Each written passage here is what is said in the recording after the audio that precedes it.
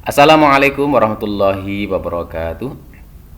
Bagaimana kabarnya anak-anakku hari ini? Semoga kalian bersama dengan keluarga tercinta di rumah senantiasa dalam lindungan Allah Subhanahu wa taala, sehat walafiat. Amin.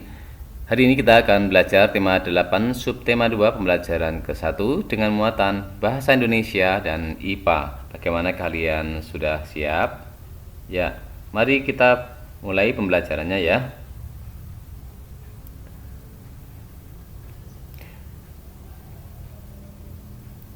Pertama-tama kita akan mempelajari muatan bahasa Indonesia. Pada subtema yang lalu kalian sudah mempelajari tentang urutan peristiwa dalam sebuah teks. Sekarang kita akan mempelajarinya kembali. Apa itu urutan peristiwa? Urutan peristiwa itu disebut juga dengan alur atau plot. Urutan peristiwa dapat disajikan dalam bentuk peta pikiran atau diagram alir. Di subtema yang lalu kalian membuat alur peristiwa itu dengan menggunakan peta pikiran, dan sekarang kita akan mencoba untuk membuatnya dengan diagram alir. Berikut ini ada 3 macam urutan peristiwa. Urutan peristiwa yang pertama adalah urutan peristiwa berdasarkan urutan waktu terjadinya. Kemudian urutan yang kedua yaitu urutan peristiwa berdasarkan hubungan sebab akibat. Dan yang ketiga, urutan peristiwa itu berdasarkan tema cerita.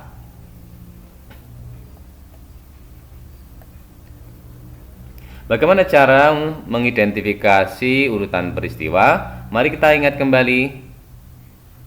Yang pertama, kalian harus membaca teks yang akan identifikasi itu dengan cermat. Kemudian setelah kalian baca, kalian cermati tiap-tiap paragrafnya. Setelah kalian cermati, kalian perhatikan waktu serta keadaan yang terjadi di dalam cerita. Dan yang selanjutnya adalah catatlah tiap-tiap peristiwa yang terjadi secara berurutan dalam bentuk peta pikiran atau bisa juga dalam bentuk diagram alir. Sekarang coba kalian bacalah teks berikut ini dengan cermat.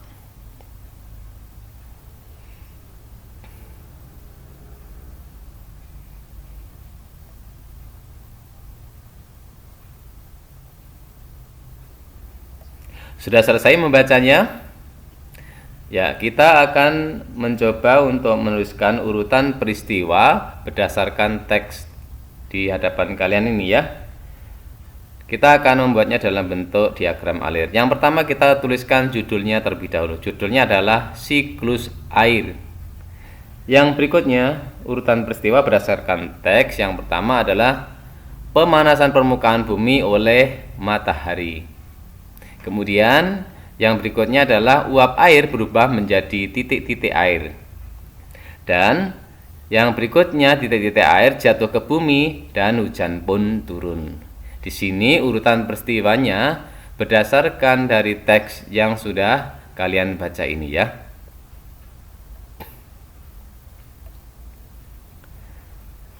Air di bumi selalu tersedia karena adanya siklus air. Ketersediaan air di bumi dapat selalu terjaga jika tidak dirusak oleh kegiatan-kegiatan manusia. Sekarang kita akan mempelajari muatan IPA. Coba sekarang kalian bandingkan ya kedua gambar yang ada di hadapan kalian ini. Di hadapan kalian ini ada 2 gambar yang cukup berbeda. Yang sebelah kanan ini adalah gambar perkotaan, kemudian yang sebelah kiri ini adalah gambar hutan. Kalian amati baik-baik kedua gambar berikut ini ya. Jika terjadi hujan, maka pada gambar manakah yang akan lebih baik dalam menyerap air hujan tersebut? Ya, yang akan menyerap air hujan dengan baik adalah gambar hutan ini dibandingkan dengan daerah perkotaan. Mari kita ingat kembali tentang siklus air.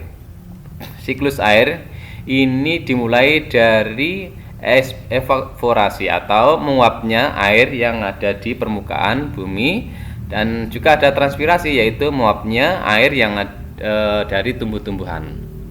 Uap air evaporasi ini menuju ke udara dan terjadi pengembunan. Di sini terjadilah yang namanya kondensasi.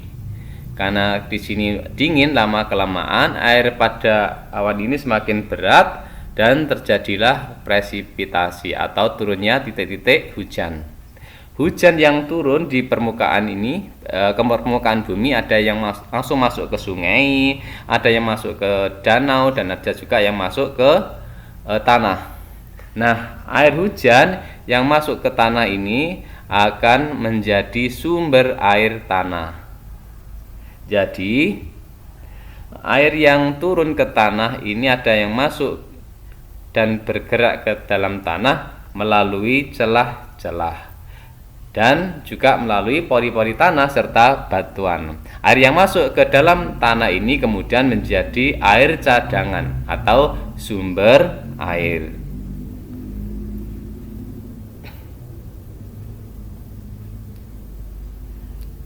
Sumber air akan selalu ada apabila tersedia daerah resapan air.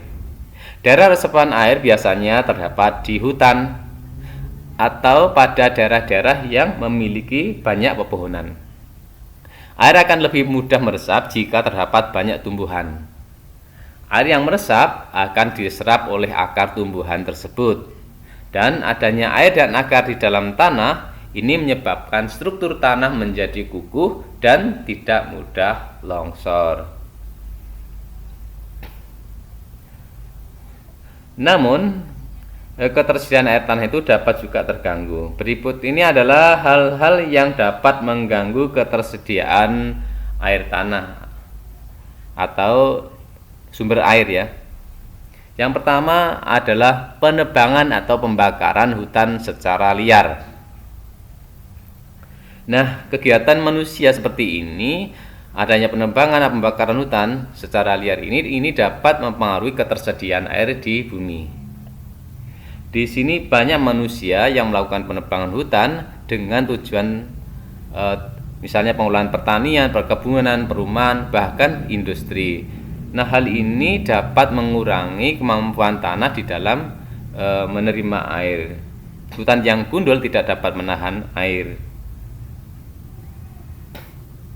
Jadi hutan yang gundul tidak dapat menahan air hujan yang masuk ke dalam tanah. Akibatnya apa? Akibatnya adalah air hanya akan mengalir di permukaan tanah saja, dan juga bisa memicu terjadinya banjir, bahkan terjadinya tanah longsor. Kalau di musim kemarau, karena tidak adanya air yang meresap ke dalam tanah, akan menyebabkan kekeringan. Hal berikutnya yang dapat mengganggu kesediaan air tanah yaitu adalah penutupan permukaan tanah dengan beton atau aspal. Misalnya seperti jalan raya atau mungkin halaman rumah atau kantor yang disemen atau dibeton. Nah, hal ini dapat menghalangi proses resapan air hujan ke dalam tanah. Jika daerah resapan air ini semakin berkurang, maka cadangan air pun akan semakin menipis. Akibatnya, pada musim kemarau terjadilah yang namanya kekeringan. Ya, ini hal yang dapat mengganggu ketersediaan air tanah. Ya. Lalu bagaimana cara menjaga keberlangsungan siklus air dan keberadaan air tanah?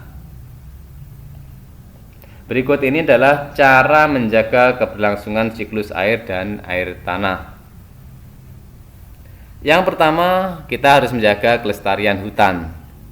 Karena dengan adanya hutan, maka penyerapan air ke dalam tanah akan semakin baik. Kemudian, melakukan reboisasi hutan yang gundul. Berikutnya, kita dapat menanami lahan kosong di sekitar rumah.